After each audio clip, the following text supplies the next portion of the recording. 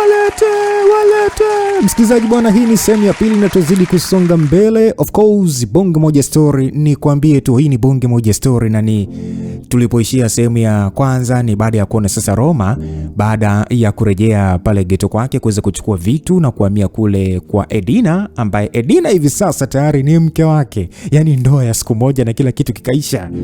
Tayari hawa watu ni wanandoa. Yani unaamka asubuhi single, mchana tayari wewe ni mme au mke wa mtu.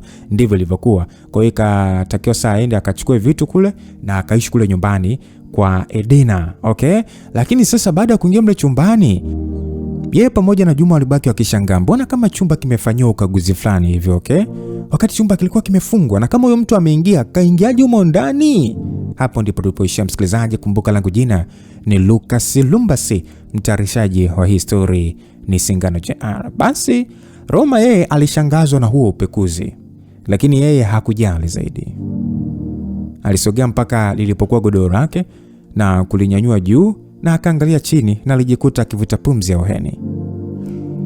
Aisee, inaonekana ulichokuwa kikitafuta haujakipata, aliongea Roma, na kisha alichuchumaa na kusogea mpaka sehemu ambayo ilikuwa na alama mchoro wa zero. Wakati huo sasa Juma alikuwa yupo nje akimpa nafasi Roma ya kufanya mambo yake, amkabidhi hela zake. Baada ya Roma kusogelea alama ile ya zero, alivuta pumzi na kukunja ngumi, na kwa spidi alipiga katikati ya lile eneo na pakaba, yani kama ni pakabanduka fulani hivi na kuacha wazi. Roma alitoa mchanga na kisha alivuta mfuko wa rambo na kuutoa nje na kisha akaufungua. Ndani ya mfuko huu ulionekana yani ni kama ulikuwa ni na kiboksi fulani hivi kirefu, mfano kama mstatili hivi. Alikifungua kiboksi hiki na kuona vitu vyake vyote vipo. Alitoa kiburunguti cha hela na kutoa hela iliyosomeka kwa mfumo wa dola. Ilikuwa ni dola 100 ambayo kwa hela za Kitanzania ilikuwa ni zaidi ya 200,000. So baada ya kutoa baadhi ya vitu vyake hivyo, aliviingiza kwenye begi lililokuwa pembeni kubwa tu la kusafiria, na kisha sasa alisimama na kuvuta pumzi huku akionekana kama ni mtu fulani hivi anayeonekana kuaga chumba, yani kwenye hiyo nyumba. So baada ya hapo alitoka nje na kumkuta Juma. Alitoa ile noti ya dola 100 na kumpatia Juma. Juma alibaki kushangaa kwa sababu Juma pia hakuwa kilaza ashindwe kujua thamani ya dola 100. Nadhani hiyo italipa deni langu la kodi, lakini pia kuna sehemu nimeharibu huko, yani huko ndani kuna sehemu nimeharibu, so itakaobakia itakuwa ni fidia. Asante sana kaka, asante. Basi sauti ilisikika kiita Roma, iliyokuwa inaingia kwenye ngoma za masikio yake na kuitambua. Najma, nilidhani upo kazini bwana, aliongea Roma, huku sasa akimwangalia mwanadada aliyekuwa mbele yake, aliyekuwa amesahau hata kuvaa hijabu kwa siku hii ya leo. Na kwa mara ya kwanza Roma anamuona mwanamke huyu akiwa hana hijabu na kuona uzuri kamili wa Najma. Najma ni mzuri sana. Najma alimwangalia Roma aliyekuwa na begi lake mgongoni na kumfanya taswira ya miezi 6 nyuma ijijenge katika kichwa chake tena. Alikumbuka siku ambayo alimpokea Roma, alikuwa amebeba begi hilo. Utofauti wa leo hii ni kwamba Roma alikuwa kwenye mavazi mazuri kuliko kipindi kilichopita. Yani kaka na roho mbaya huyu. Ni kweli kamfukuza Roma kama alivyosema? Najma alimwangalia Roma kwa uso uliojaa maswali mengi. Najma aliwaza moja kwa moja kwamba Juma atakuwa amemfukuza Roma, na sasa Roma alikuwa akiondoka kwenda kupanga kwingine.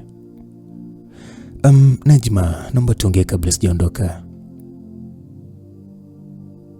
Basi Roma aliongea hivyo. Kukawa kuna ukimya kidogo. Juma, naomba nukina Najma, sitaki kuacha deni nyuma, aliongea Roma, na Juma aliitikia tu kwa kutingisha kichwa chake huku sasa akiwaacha. Wewe jana ulikuwa wapi Roma? Nisamee, unajua kakaangu kachukua maamuzi ya kukufukuza. Yani naomba nisamee sana. Nifuate Najma nje, nataka tuongee kitu fulani, aliongea Roma huku sasa akitangulia, na Najma alitangulia pia. Ila Najma alishangaa pale alipomwona Roma akifungua mlango wa gari ya kifahari ambayo hakuwahi kuwaza mtu kama Roma anaweza kuinunua. Sasa ghafla yale mawazo aliyokuwa nayo juu ya Roma kuwa mtu mkubwa aliyekuwa akijifanyisha maskini yalianza kurudi upya, ila kwake hakuwa na shida. Aliingia ndani ya gari kwa kusita. Hii gari umetoa wapi Roma? Ni nzuri mno. Nitakuja kunoa kwangu kama hii. Aliongea Najma na kumfanya Roma atoe tabasamu lililojaa uchungu moyoni mwake, kwani aliamini taarifa anayokwenda kumwambia mwanadada huyu itamwachia machungu mengi sana moyoni. Najma, naomba unisikilize. Na pia nitaomba unisamehe kama nitakukwaza na kukuumiza. Ila sitaki kukuficha ukweli wote Najma. Usijali, wewe niambie tu Roma. Mimi nipo tayari kusikiliza lolote, ili mradi tu ni liwe jambo la kweli. Okay. Sasa jana nimefanikiwa kukutana na mwanamke niliyepotezana naye kwa miaka mingi, ambaye nilidhani amefariki, na baada ya kuonana tumefunga ndoa rasmi. Na unavyoniona hapa mimi ni mume wa mtu. Najua ni kiasi gani unanipenda Najma, na ndio maana siku zote nilikuwa nikijizuia kutokuzikubali hisia zako. Roma kabla hata hajamaliza, mlango wa gari ulifunguliwa na Najma alitoka na kukimbilia ndani kwao, kutotaka tena kusikiliza maneno ya Roma. Roma alibaki akiwa hajui ni kipi afanye, lakini hakuwa na jinsi, limradi tu ashaweka wazi ukweli wote mbele ya Najma. Basi aliona ni vyema kwa mwanadada huyo kumsahau katika maisha yake. Basi bwana, ilikuwa ni time ya asubuhi ndani ya jengo la Club B, katika chumba ambacho kilikuwa ni ofisi ya mwanadada mrembo maarufu ndani ya eneo hili la Chalambe Maji Matitu. Alionekana Rosie akiwa amekaa kwenye kiti chake cha kuzunguka, huku mbele yake kukiwa na tarakishi kubwa tu iliyokuwa imewashwa. Huku sasa mwanadada huyu akionekana kusoma taarifa iliyokuwa kwenye mfumo wa soft copy. Ofisi yake ilikuwa ni kubwa sana, iliyokuwa imependezeshwa na samani za bei ya juu, kuonesha kuwa mwanadada huyu hakuwa vibaya kwenye swala la kifedha, na kwa namna alivyokuwa amevaa na namna ambavyo alikuwa anaitumia tarakishi, alionekana kuwa ni professional. So baada ya dakika kadhaa za kukaa hapo ndani, mlango wake uligongwa na akaingia kijana mmoja hivi aliyevalia suti na miwani ya jua, akiwa na kipara kilichokuwa kinang'aa. Bwana huyu alionekana kuwa ni wale vijana waliokuwa wakifanya mazoezi. Basi huyo jamaa akaulizwa kwamba, Zonga, niambie una taarifa gani? Madam, taarifa niliyokuwa nayo ni kwamba Roma kapata mke. Unamaanisha nini? Kwa taarifa nilizokuwa nazo, Roma kafunga ndoa jana, na leo amekuja sehemu anayoishi na kuchukua mizigo yake na kuhamia kwa mke wake. Maneno ya Zonga yalikuwa kama kisu cha moto kilichokuwa kikipita katika moyo wa mwanadada huyo.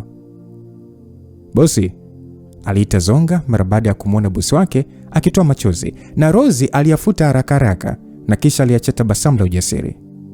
Okay, sawa, nimekuelewa. Hebu fuatilia ni mwanamke gani Roma kamuoa, aliongea Rosie, na Zonga alitoka.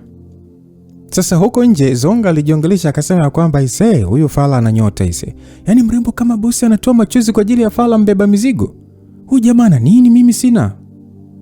Alijiongelesha Zonga ndani ya moyo wake, huku akitoka nje ya ofisi. Asa Rosie yeye alisimama na kusogelea dirisha na kuangalia baadhi ya watu waliokuwa kwenye pilika za kutafuta maisha, huku akionekana ni mwenye mawazo sana, huku akijizuia kulia.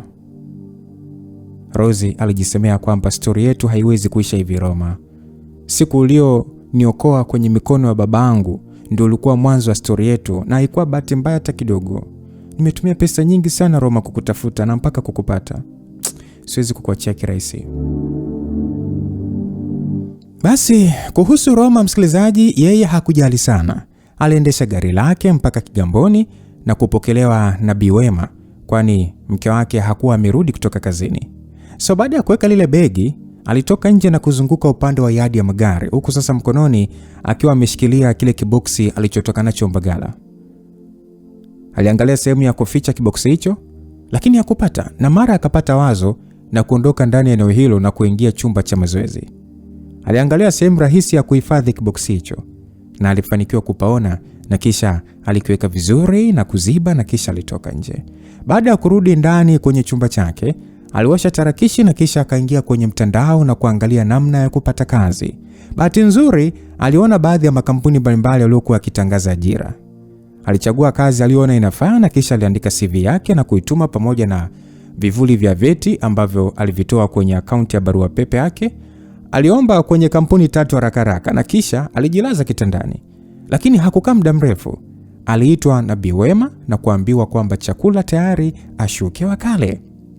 Sasa Roma, baada ya kula chakula kitamu kilichokuwa kimeandaliwa na Bi Wema, alirudi chumbani kwake, huku kwenye kichwa chake akiwa na mpango wa kwenda kupiga misele mjini, maana alikuwa na kiasi cha pesa kilichokuwa kikimruhusu kufanya hivyo. Alijiandaa haraka kwa kuvalia t-shirt yake iliyomtoa vyema kabisa pamoja na jeans pamoja na raba, kisha alichukua sasa ufunguo wa gari na kumwaga Bi Wema na kisha alitoa gari nduki. Masaa machache tu alikuja kuonekana akiwa maeneo ya Posta kwenye moja ya saluni ya kisasa maarufu. Aligesha gari yake kwa ustadi mkubwa tu, huku waliokuwa karibu na eneo hilo wakiliangalia gari lake kwa matamanio. Roma mwenyewe kwanza hakujali sana. Alitoka kwenye gari na kisha aliingia ndani ya saluni hii ya kiume kwa ajili ya kutengenezwa nywele, kitendo ambacho kilifanyika kwa muda mfupi sana. Baada ya kupendeza kwa staili aliyokuwa anataka yeye, aliendesha gari yake kuelekea upande wa Ocean Road. Sasa muda wa saa 12 ndio muda ambao Roma alikuwa anarudi, na sasa alikuwa anaingiza gari yake ndani ya jumba la kifahari. Lakini ile anaingia aliona gari ambayo kwa haraka alijua sio gari ya Edina. Aliamini kulikuwa na ugeni, ila hakujua ni ugeni wa mtu gani. Ila aliamini kwa kuwa shafika, kwa majibu ya maswali yake atajibiwa akiingia ndani. Basi baada ya kuingia ndani, ni kweli aliona mwanamume mmoja hivi ambaye baada ya kumwangalia tu sura yake ilikuwa inakuja hivi na kupotea. Mwanamume huyu hakuwa peke yake, bali na mke wake alikuwepo. "Hey my wife, I'm back." Aliongea Roma na kumfanya kijana aliyekuwa amekaa kwenye sofa amwangalie huko akionyesha chuki ya waziwazi. Na Roma aliliona hilo, na kwa kuwa sasa alikuwa sio mtu wa kujali sana, alisogea upande wa kushoto alipokuwa mke wake na kumbusu shavuni, kitendo ambacho Edina hakuzuia. Na Roma aligundua jambo hili ni kama kuna jambo fulani vitu aligundua Roma. "Baby, kwani huyu ni nani?" Anaitwa Bakari, ni mwanamume ambaye nilikuwa nikikwambia."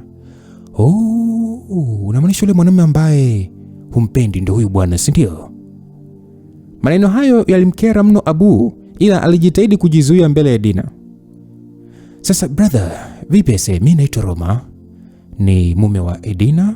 Nimesikia habari nyingi sana juu ya kumsumbua mke wangu. Hivyo bro, kambali na mke wangu ama nitakufanya jambo baya sana." Aliongea Roma na kumfanya Abu atabasamu kifedhuri. Akamwambia kwamba wewe mbeba mizigo. Utanifanya nini labda? Usifikiri kwamba mimi nimekaa kimya ukajua kwamba eti nakuogopa. Edina ni wa kwangu, wewe ni wakuja tu, na muda wote utaondoka na kurudia umaskini wako. Msikilizaji, ilikuwa ni kitendo cha haraka sana ambacho Roma alikifanya, kwani kabla ya Abu hajamaliza kuongea alichokuwa anataka kuongea, alikuwa hewani akining'inia kwenye mkono wa Roma. Oya, bwana huyu alikuwa akivuta pumzi kwa shida huku akijaribu kuongea neno, lakini ni kama Roma hakujali, na nia ya kumuua bwana huyu ilionekana wazi wazi kwenye macho ya Roma. Sauti ya kitetemeshi ya Edina ilisikika ikisema kwamba Roma stop. Ilimfanya Roma amtupe Abubakari chini kama furushi. "Nikihesabu mpaka 4 bado upo hapa ndani na kuua. 1, 2, 3. Lakini kabla hajamaliza, Abu alisimama na kumwangalia Roma kwa macho makali na kisha alitoka, huku sasa akishika shingo yake. Na hii ni baada ya kuona kuwa Roma hakuwa kitania, kwani macho yake alikuwa yamejaa hasira kali sana kiasi kwamba alionekana kuwa tayari kwa kuua muda wowote ule.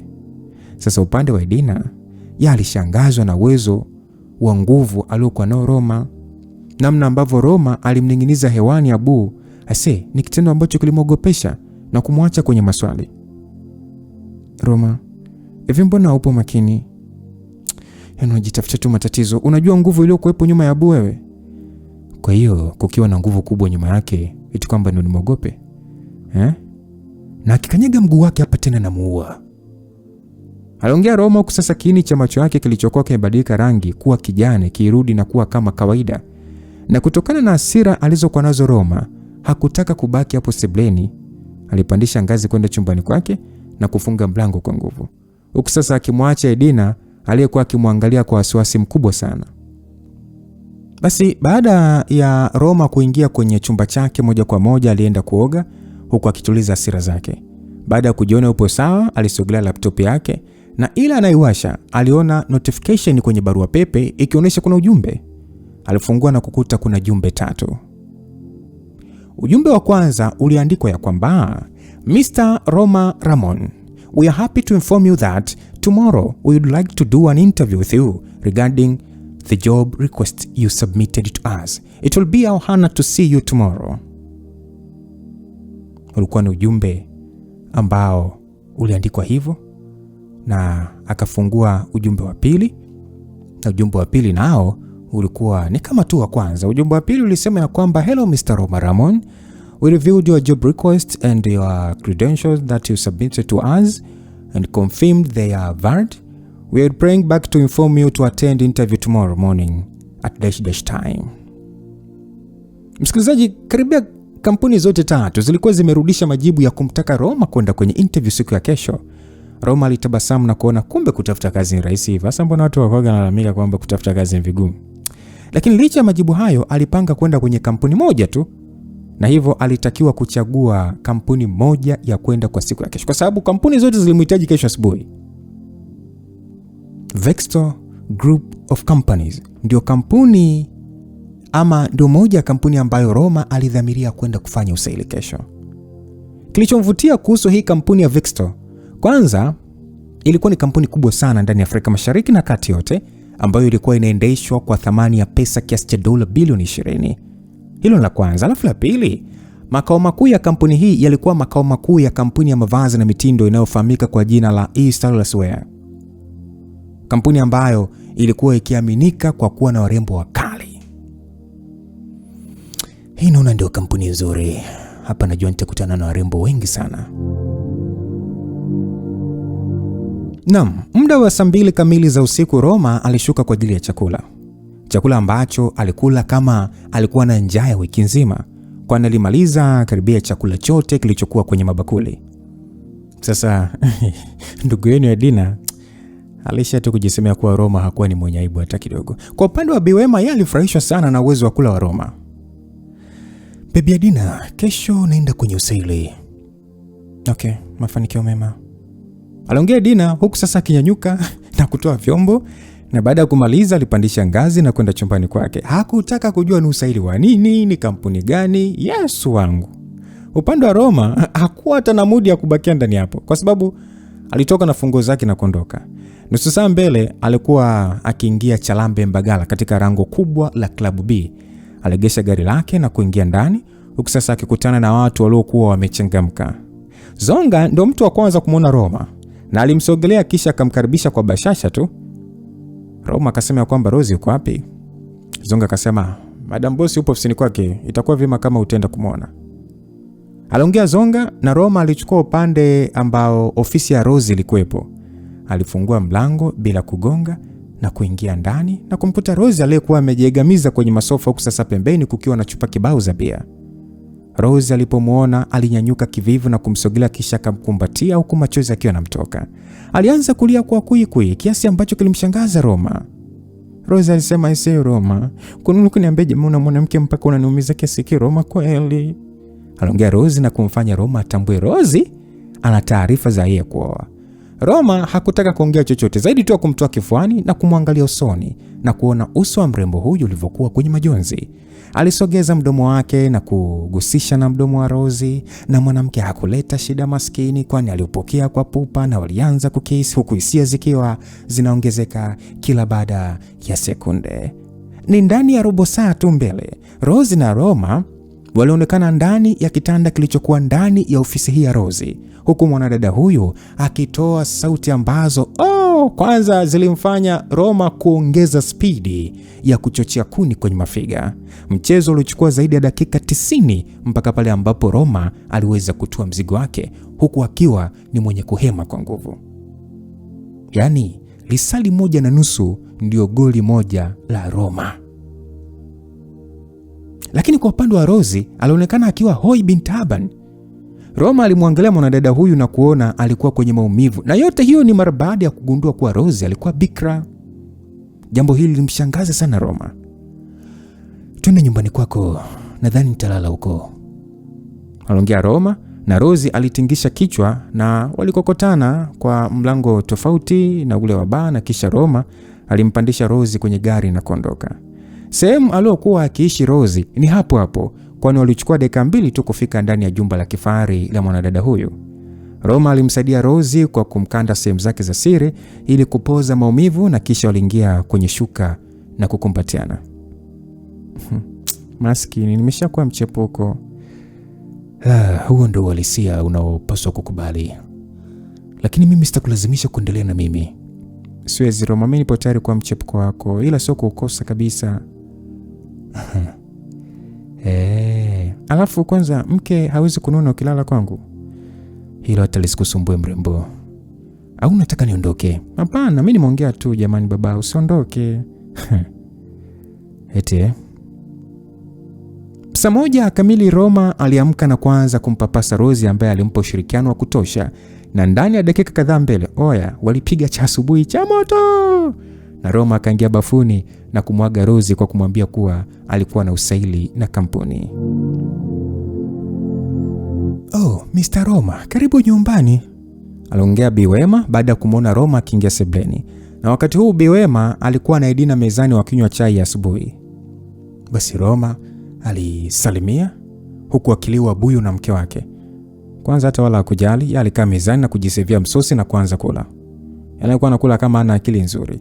Hakujali macho mabaya ya Edina. Bi Wema, asante sana kwa chai nzito. Mengoja nikajiandae kwa ajili ya kwenda kwenye usaili. Bibi Edina, niweke basi mume wako kwenye maombi nipate kazi, aliongea Roma, na bila hata ya kusubiri jibu alipandisha ngazi kuelekea kwenye chumba chake. Ni muda wa saa 3:30 Roma aliegesha gari yake sehemu maalum ndani ya jengo hili refu lililokuwa likipatikana ndani ya posta mtaa wa Samora. Na baada ya kutoka kwenye gari, moja kwa moja alienda mapokezi na kujieleza kwa mwanadada moja mrembo, huku sasa akiwa ni mwenye kushangazwa na uzuri wa kila mfanyakazi wa hii kampuni. Hii sehemu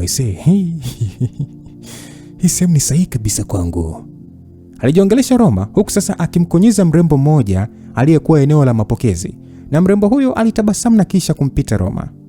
Roma alishangazwa na watu waliokuwa wamekuja kwa ajili ya usahili, kwa sababu wote walikuwa ni wanawake, tena warembo, huku mwanaume aliyemwona hapo ndani ni mmoja tu, tena ni jamaa fulani hivi bonge tu yani. Sasa huyo jamaa bonge akasema kwamba na wewe umekuja kwenye usahili ama? Ndio kaka, vipi wewe? Hata mimi pia, niite Jacobo. Nami niite Roma. Sasa Roma, wewe nini kwani kimekuvutia kuja kuomba kazi hapa? Sababu kubwa mimi ya kuja kuomba kazi hapa ni warembo. Nasikia hii kampuni ina mapini sio mchezo. Ina visu balaa. Kaka nadhani umejionea mwenyewe, ni kweli hii kampuni yase imejaa warembo. Vipi kuhusu wewe? Mimi sababu kubwa sio warembo, ila kuna mrembo mmoja hapa ndo amenifanya kuja kufanya kazi hapa. Mrembo gani huyo? Ni CEO. Yaani unamaanisha CEO wa hii kampuni ni mwanamke na ni mrembo pia? Kaka, ndani ya hii kampuni hakuna anayemfikia kwa uzuri CEO. Kama uamini, uliza uambiwe. Aliongea Kibonge. Wakati Roma na Kibonge wanaongea, Kibonge zamu yake ilifika na kuingia kwenye chumba cha usaili, na baada ya kama nusu saa tu alitoka, huku akionekana kama mtu aliyekosa tumaini. Vipi kaka, mbona hivyo? Nimeuliza maswali yote nimeshindwa kujibu, sina hata ninalojua. Mimi ndoto yangu ya kuwa karibu na CEO imekufa. Kwa hiyo anyway, nimekubali kupoteza. Ndugu yangu, kila laheri bwana. Mimi hapa naona safari yangu imeishia hapa. Mungu akijali tutaonana kaka, aliongea Kibonge. Na wakati huo Roma alisikia jina lake likiitwa na kusogelea mlango na kuingia. Ile anaingia tu, Roma alijikuta akipokelewa na sura 2 anazozifahamu na sura moja asioifahamu. Jumla ya wasaili walikuwa ni 3. Mtu wa kwanza Roma alimkumbuka vyema kwa urembo wake, lakini sio hivyo tu, pia alimkumbuka kwa kumsaidia shilingi 5,000 siku ambayo aliachwa njiani na mke wake ambaye ni Edina. Sasa mrembo yule msaili pia alimkumbuka vyema Roma na kujikuta kitabasamu mara baada ya kukutanisha naye macho. Sura ya pili ambayo Roma kuifahamu ni mdada aliyepishana naye mapokezi. Huyu ni mrembo aliyemkonyeza. Sasa mrembo yule wa buku 5 akaambia kwamba Mr. Roma Ramon, nini kimekuvutia mpaka ukaomba kufanya kazi na sisi? Kilichonivutia kwa kweli, naomba tu niwe mkweli, si kingine zaidi ya urembo. Napenda kufanya kazi kwenye mazingira ambayo unazungukwa na urembo, alijibu Roma kwa kujiamini na kuwafanya sasa wasaili waangaliani na kutabasamu. Roma akaambiwa kwamba okay Mr. Ramon, kwenye CV yako inaonyesha kwamba unajua kuzungumza lugha za mataifa mbalimbali zaidi ya 10, jambo ambalo tuna mashaka nalo licha ya kwamba vyeti vyako vinaonyesha una masters ya uongozi wa biashara kutoka chuo cha Harvard. Hivyo basi tumekuandalia maneno 10 ya lugha tofauti tofauti unazojua ili utuambie maana ya hayo maneno. Sawa, hakuna shida, hilo ni rahisi sana kwangu, aliongea Roma, na kisha ule dada wa mapokezi alionyesha maneno hayo kwa kutumia tarakishi na projekta, na Roma alianza kusoma maneno hayo. Yalianza kuonekana maneno ya Kijerumani na Roma aliyasoma na kuyatolea tafsiri, na wale walithibitisha ni sahihi. Ikaja lugha ya Kiarabu nayo hivyo hivyo, ikaja lugha ya Kireno ikawa hivyo hivyo, ikaja lugha ya Kifaransa ikawa hivyo hivyo, Kikorea, Kichina, Kinyarwanda. Wasaili hawa walishangazwa mno na uwezo wa Roma. Hawakuwahi kukutana na mtu ambaye anajua lugha nyingi kama Roma. Roma aliulizwa maswali mengi tu na kuyajibu kiufasaha, na wasaili wakakubaliana kumpa kazi Roma katika kitengo cha public relation. Okay, Mr. Roma Ramon, karibu Vexto. Kwa kupata kwako kazi naamini mke hawezi kukuacha njiani tena mpaka unakosa nauli, alongevu mwanadada yule msaili mkuu kwa kitabasamu, na Roma akasema asante sana. Naitwa Doris Alex, afisa mwajiri mkuu wa kampuni. Sawa, nafurahi kukufahamu, nafurahi pia kufahamiana na mrembo kama we Doris, aliongea Roma, na kumfanya mwanadada huyu kutabasamu na kufanya mashavu yake kuacha vishimo ni dimples. Haya bwana, sawa, naomba nichukue fursa hii kukuonesha baadhi ya maeneo ya kampuni kabla hatujaanza kazi rasmi, aliongea Doris, na Roma alitingisha kichwa na wote wakaingia kwenye lifti. Roma muda wote tabasamu halikuwa likimwishia usoni.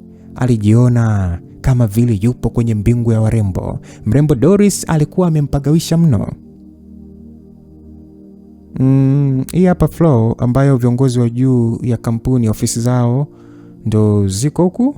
Hii ni ofisi ya mhasibu mkuu wa makampuni ya Vexto, na hii hapa ni ofisi yangu, Doris aliongea hivyo, huku sasa wakiingia na Roma. Na Roma mwenyewe alisifia ofisi ya Doris. Wakati Doris akiendelea kumpa shule Roma, mara simu ya ofisi yake ilitoa mlio kwa sheria inaita. Alipokea na kuweka sikioni na kisha akashusha mkonga. Unaonekana kuwa na bahati sana Roma Ramon. CEO anataka kuonana na wewe, jambo ambalo sio la kawaida, aliongea Doris. Na alimpeleka mpaka kwenye mlango wa ofisi uliojitenga, na kisha alifungua na kukutana na secretary. Of course alimchangamkia na kumkaribisha. Secretary alikuwa wa kawaida sana, hakuwa mrembo sana. Secretary akasema kwamba bossy, Mr. Ramon has arrived, na akaambiwa kwamba let him in. Okay, you may go in, na tafadhali hakikisha unakuwa na heshima mbele ya bosi, sio mtu ambaye kila mtu anaweza kuingia kwenye ofisi yake, aliongea mwanadada huyu. Na Roma aliingia ndani ya ofisi hiyo kubwa, huku sasa akiwa na tabasamu la kukutana na CEO mrembo, maana kwenye kichwa chake alikuwa akikumbuka maneno ya kibonge aliyekuja naye kufanya usaili muda mfupi uliopita. Roma aliwaza ya kwamba I say akinivutia namtongoza, kwani sio kitu gani bwana. Basi Roma alijikuta akipagawa baada ya kumuona mtu ambaye hakutegemea kuwa ndiye CEO.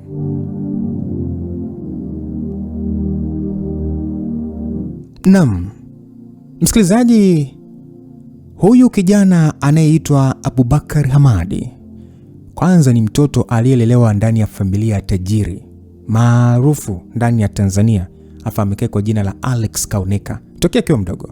Mzee Alex Kauneka alimchukua Abu ndani ya kituo cha kulelea watoto yatima ndani ya wilaya ya Lushoto miaka ya nyuma tu, wakati akiwa moja ya wafadhili wakuu wa kituo hicho. Moja ya sababu kubwa ya mzee Alex kuvutiwa na Abu ni kutokana na uwezo wake wa akili, kwani katika watoto wote waliokuwa ndani ya kituo hiki, Abu peke yake ndiye aliyekuwa akionyesha uwezo wa kipekee sana wa akili kuwashinda wenzake wote. Sababu ya pili ya mzee Alex kumchukua Abu ni kutokana na mzee huyu kubahatika kupata watoto wa kike tu katika familia yake. Miaka ya nyuma, mzee Alex wakati sasa anamuona Abu, alikumbuka ugonjwa aliokuwa nao ambao aliupata na kumpelekea kupoteza uwezo wake wa kumpa mimba mwanamke. Na kupitia ugonjwa huo alikuwa akiishi sana kwa mawazo, kwani aliona licha ya kuwa na mali nyingi, lakini alikosa mtu ambaye anakuja kumrithi, na tumaini lake lilikuja kufufuka mara baada ya kumpata Abu. Mke wake Bi Ana alipinga vikali sana swala hilo, ila kwa mzee huyu alikuwa na tabia moja tu, akishafanya maamuzi hakuna mtu wa kumzuia. Hivyo mke wake hakuwa na nguvu tena ya kumshawishi, na hivyo kukubaliana naye na wakamchukua Abu katika familia yake. Sifa kuu ya mzee Alex katika maisha yake ni ubaguzi wa kijinsia. Bwana huyu alisifika sana kwa kudharau wanawake, na katika maisha yake aliamini kwamba wanawake hawawezi kufanya vitu ambavyo vilikuwa vikifanywa na wanaume. Na kwa kasumba hiyo sasa iliyokuwa imejaa ndani ya akili yake, hakuwahi kufikiria kuwarithisha kabisa watoto wake makampuni yake, na chaguo sahihi kwake ilikuwa ni Abu.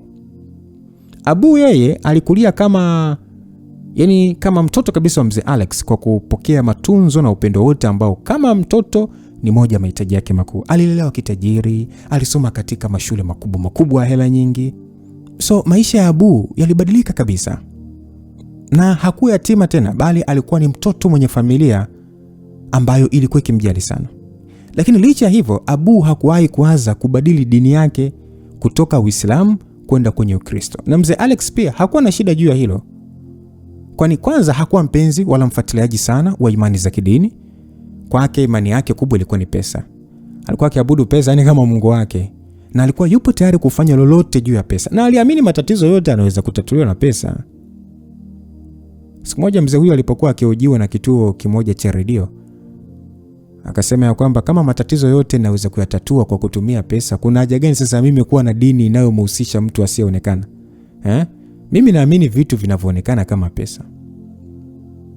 Mzee Alex alijibu hivyo. Kama alivyopanga mzee huyu, baada ya Abu kumaliza masomo yake ya chuo kikuu kutoka Princeton, Marekani, alirudi rasmi nchini kwa ajili ya kufanya kazi katika makampuni ya babake. Kwanza, mwanzo wa kufanya kazi katika makampuni haya ndio mwanzo uliomfanya kijana huyu kumfahamu mwanamke mrembo CEO afahamikaye kwa jina la Edina Adebayo. Mara yao ya kwanza kukutana na huyu mwanadada ni kipindi ambacho alikutana na mwanadada huyo kwa ajili ya mazungumzo ya kibiashara juu ya bidhaa mpya ambayo ilikuwa ikifanywa kimkataba baina ya kampuni mbili, yani Vexto pamoja na JR. Kipindi hiki Abu alikuwa ni assistant CEO, na kwa mrembo Edina alikuwa ni assistant CEO. Kwa hiyo mzee Alex akamwambia Abu ya kwamba, Abu, nadhani umemwona Edina. Abu akasema ndio baba. Mzee akasema, vipi, mzuri? Aliuliza mzee huyu wakati wakiwa ndani ya kampuni hii, ndani ya ofisi ya mzee Alex. Na Abu akasema ya kwamba ni mzuri, sijawahi kuona baba, nimemkubali. Basi mzee Alex alicheka, akasema kwamba ndio maana nimekupatia dili hili la kibiashara ulifanyie kazi wewe. Abu alishangaa, huku mzee Alex akitabasamu, huku akinywa waini iliyokuwa kwenye glasi kidogo na kurudisha kwenye meza. Mzee Alex akasema kwamba unajua, katika familia ya Adebayo wanawake ndio wanaoongoza familia, na ndio maana mpaka sasa unaona kampuni karibia yote imejaa wanawake. Mzee Adebayo mwenyewe hana nguvu kwa mke wake, na yeye ni mmiliki tu wa kampuni pekee alizoanzisha yeye, lakini za kifamilia hana nguvu yoyote. Mzee Adebayo mtoto pekee aliyekuwa naye ni Edina, na kwa maana hiyo ni dhahiri miaka ijayo mrithi mkuu wa makampuni yote ya Vexto yatakuwa chini yake baada ya mama yake sasa kuachia uongozi. Na ndio maana unamwona hata Edina sasa hivi yupo kwenye nafasi kama yako. Abu alionekana kumuelewa baba yake, yani baba yake huyo mlezi anakoelekea. Sasa mzee Alex akasema kwamba labda nikwambie tu, kampuni ya Vexto ni kampuni yenye nguvu kubwa kwa ukanda wetu wa Afrika Mashariki na Kati. Yani nguvu yake ni kubwa mno, na hakuna kampuni yoyote inaweza kuipita likija swala la nguvu. kampuni inayofuatia ni ya kwangu, lakini bado mimi sijaridhika na nafasi ya pili. Nataka kampuni yangu miaka ijayo ichukue nafasi ya Vexto, na hii ndio mission yangu kubwa ambayo nataka kuitimiza kabla ya kuingia makaburini. Hivyo njia pekee ya mimi kukumilikisha makampuni yangu na kuyaongoza ni kuhakikisha unampata Edina anakuwa mke wako. Akishakuwa mke wako, automatically tu kampuni itakuwa yako. Na hapo sasa utaifanya kampuni ya Vexto kuwa sehemu ya JR, na kampuni yetu itakuwa na nguvu kubwa sana tu, kiasi cha kampuni yoyote ile kuifikia itabidi ijipange. Basi Abu alielewa sasa maelezo ya babake na ndoto aliyokuwa nayo. Maana katika maisha yake alikuwa akiwaza ni namna gani anaweza kumfurahisha babake huyo wa kambo ili amwachie nafasi katika makampuni yake. Lakini siku hiyo ndio alipopata kujua ni nini ndoto ya babake. Kuanzia siku hiyo sasa Abu alianza kuweka karibu na nani? Na ndugu yetu Edina. Kumbuka tu Abu ni anatoka kampuni ya JR. Edina yeye ni kutoka kampuni ya Vexto. Lakini JR na Vexto hawa ni washindani balaa. Ila namba moja ni Vexto ambayo iko chini ya Edina. So Abu alijaribu kumtongoza mara kwa mara alipokuwa anapata nafasi, kumjali, kujipendekeza kwake nini, lakini kwa Edina hakuambulia chochote. Kwani mwanamke huyo alikuwa ni mgumu kama chuma. Lakini licha hivyo Abu hakuwahi kukata tamaa. Aliamini Edina ni mwanamke kama wanawake wengine tu, na wanawake wameumbiwa kuwa wadhaifu kuliko wanaume. Hivyo aliamini ipo njia kumpata. Miaka 2 mbele ya Abu kuhangaika, mama yake Edina alifariki kwa ugonjwa wa kisukari. Na hapo ndipo Edina aliporithishwa uongozi wa juu wa kampuni ya Vexto na kuwa CEO na mmiliki halali wa makampuni hayo. Jambo ambalo baba yake Edina alilipinga vikali sana. Lakini kwa kuwa sasa sheria ilikuwa ikimlinda Edina, basi baba yake Edina hakufua dafu mbele ya sheria. Mzee huyu sasa baada ya kuona kwamba amekwama kabisa juu ya mpango wa yeye kumiliki kampuni ambazo zilikuwa zikimilikiwa na mke wake na hatimaye kuangukia kwenye mikono ya mtoto wake, mipango aliyokuwa nayo miaka mingi ya kumiliki mali za familia. Na hapo ndipo alipokuja kutafuta mbinu mbadala. Katika kutafuta kwake mbinu mbadala ndipo alipomuomba ushauri rafiki yake mkubwa ambaye anaitwa Alex Kaoneka. Sababu za mzee huyu kumuomba ushauri ni kutokana na kwamba mzee huyu alikuwa akijua kuwa kijana wa Alex alikuwa akimpenda Edina. Sasa mzee Alex akasema ya kwamba mimi naona njia pekee ya wewe kumshinda Edina ni kumfanya olewe na Abu kijana wangu. Edina akishaingia tu kwenye mikono ya Edina akishaingia kwenye mikono ya Abu, kihalali jina lake litabadilika kutoka kuwa Adebayo mpaka kuja kuwa jina la familia yangu. Na hapo sasa mwanafamilia pekee ambaye utabaki kuwa na uhalali kwa kumiliki makampuni ya familia ni wewe hapo. Alongevo mzee Alex na kumfanya Adebayo kutabasamu. Aliona hilo lilikuwa ni wazo zuri mno. Baada ya ushauri huo sasa kutoka kwa rafiki yake, moja kwa moja alianza harakati za kumlazimisha Edina kuolewa na nani? Na Abu. Ndio pale sasa, kama unakumbuka msikilizaji, mwanzo picha linaanza kwamba Edina analazimishwa kuolewa na mtu fulani. Sasa ndio huyo Abu. Jambo ambalo Edina alilipinga vikali. Kwanza alikuwa na sababu nyingi sana za kumkataa Abu. Sababu ya kwanza ni kwamba hakuwa amempenda. Na katika maisha yake alipanga kwamba kama atakuja kuolewa basi lazima aolewe na mwanaume ambaye anampenda. Hiyo ni sababu ya kwanza. Sababu ya pili, Edina alikuwa akikumbuka wosia wa mama yake kabla ya kufa, kwamba mwanangu, hakikisha unalinda kampuni hii kwa namna yote ile. Epuka wanaume ambao watakulaghai na kukupokonya sehemu yako ndani ya kampuni. Msikilizaji, huu ulikuwa ni moja ya wosia aliopatiwa na mama yake, kwamba aepukane na wanaume ambao watakuwepo kwa ajili ya maslahi yao. Mwisho wa siku anyang'anywa kampuni. Kwa hiyo kwake ulikuwa ni kama imani, na kwa wosia huo alimuona kabisa Abu kama ni mmoja ya watu ambao ni maadui dhidi ya kampuni, na ndio maana hakutaka kabisa ukaribu. Sasa kwa upande wa ndugu yenu Abu, yeye licha ya kwamba alikuwa amepewa mission ya kumweka mikononi Edina, ila ndani ya moyo wake alikuwa akimpenda kwa mapenzi kabisa dhati. Yaani kwamba najua ndio yupo kimkakati, lakini mbona anampenda kwa dhati huyu mwanamke? Yaani mbona kuna upendo ukiachana na fitina ambazo zinajengwa? Anampenda. Kiufupi alikuwa amekufa ameoza kwa Edina. Alikuwa haambiwi chochote juu ya Edina. Alikuwa yupo radhi kufanya chochote kwa ajili ya kumpata Edina. Of course Edina alikuwa ni mrembo. Sasa baada ya kuona swala lake sasa linazidi kuwa gumu la kutingisha moyo wa Edina kwa njia za kiushawishi, aliona ngoja hapa atumie nguvu, na njia pekee ya kutumia nguvu alipanga kumhusisha baba yake Edina katika mapambano, na hapo ndipo alipoharibu zaidi, kwani Edina alizidi kukaa naye mbali. Baada ya Abu kuona sasa ameshindwa kwa njia zote kumpata Edina, huku sasa akipata pressure kubwa kutoka kwa baba yake, ndipo alipoanza kupanga mbinu sasa kumnasa mrembo huyo. Lakini katika mbinu zote alizopanga hakuweza kufanikiwa hata mara moja, na hii yote ni kutokana na uwezo mkubwa wa kiakili wa Edina. Edina alikuwa na akili vibaya sana. Edina alikuwa na akili sana, na ndio maana kwa kipindi kifupi tokea apewe uongozi wa makampuni ya kifamilia aliweza kuleta mafanikio makubwa sana. Kwanza Edina alikuwa ni msomi kutoka chuo kikuu cha Oxford Uingereza, ambacho alikuwa anachukua masomo yake ya kibiashara kwa ngazi ya degree na masters. Na katika kipindi chote cha masomo Edina aliweza kufanya vizuri sana kuliko wanafunzi wote. Unajua sifa ya Edina chuoni bwana ilikuwa ni mrembo mgumu. Yaani hata ukiambiwa kwamba labda nenda pale kaniazimie kitabu kwa mrembo mgumu, anajulikana ni mrembo mgumu ni nani? Ni Edina.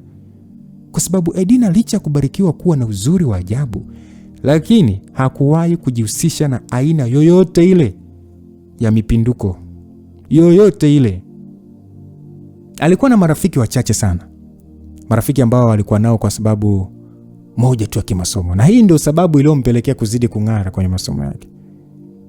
Alikuwa na marafiki ambao anao kwa mikakati maalum. Na hata aliporudi nchini, tabia yake Edina ya chuo haikuwa imebadilika. Kwanza alikuwa ni mwanamke mkimya sana na mpole.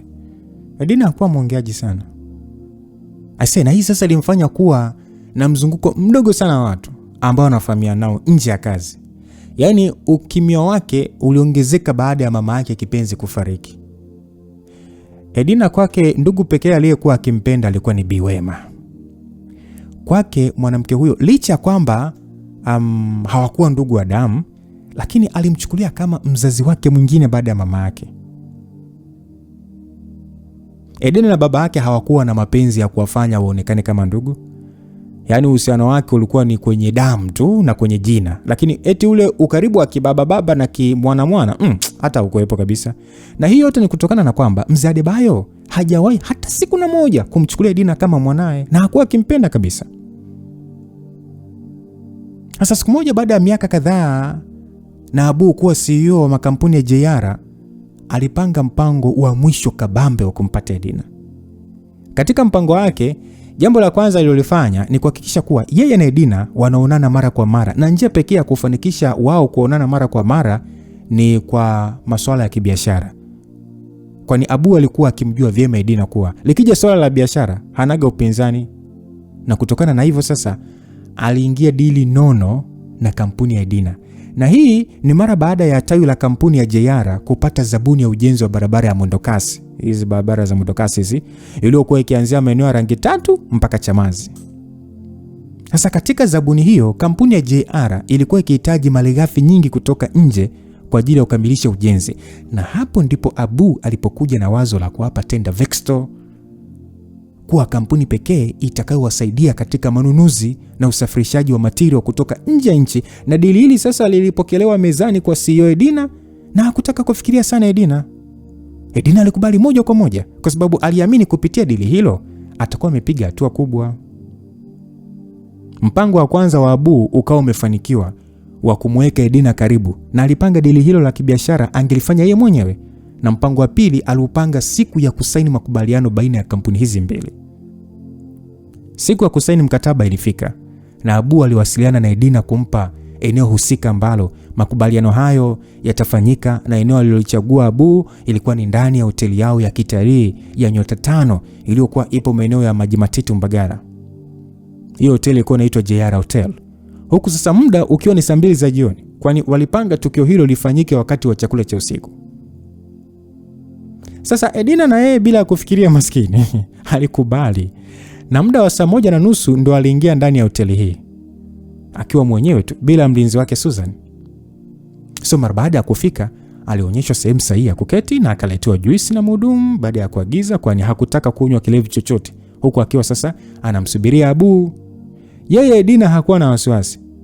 Kwanza alikuwa akimwamini Abu, na sababu kubwa iliyomfanya amwamini ni kutokana na kwamba alijua fika kwamba Abu alikuwa akimpenda kwa mapenzi ya dhati. Ni vile tu yeye hakuwa na hisia naye, na pia hata kama angekuwa na hisia naye asingekubali kuolewa naye kwa sababu aliogopa nguvu kubwa iliyokuwa nyuma yake.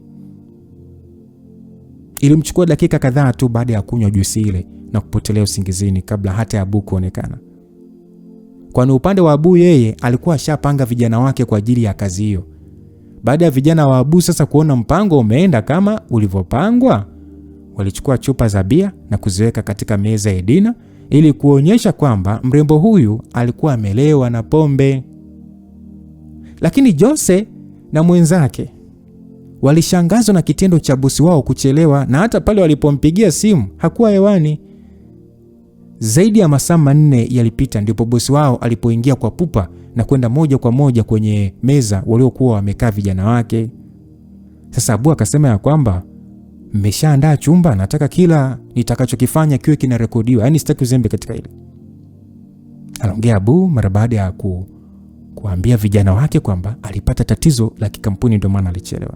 So wakati akiongea na vijana wake ndio wakati ambao mwamba Roma Ramon, kama utakuwa unakumbuka mwanzoni, aliingia na kujibebea mzigo akimdhania kwamba Dina alikuwa ni kahaba, kwamba Dina alikuwa ni malaya. Usiwe na hasira, usianze kusema mbona tunaenda mbele tunarudi nyuma. Hapana, ndio utamu wenyewe sasa, ili uelewe vizuri. Kwa sasa wakati akiongea na hao vijana wake ndio wakati ambao mwamba Roma aliingia na kujibebea zigo. Kwanza walishindwa kuchukua maamuzi hapo kwa papo, kwa sababu hawakuwa wakimjua mwanaume huyo, na mpaka Roma anatokomea nje ya mlango ndio Abu sasa alipotoa amri ya vijana wake wakamdhibiti nani? Roma. Lakini wakaishia kumkosa na mpango kwa umefanyaje? Umefeli.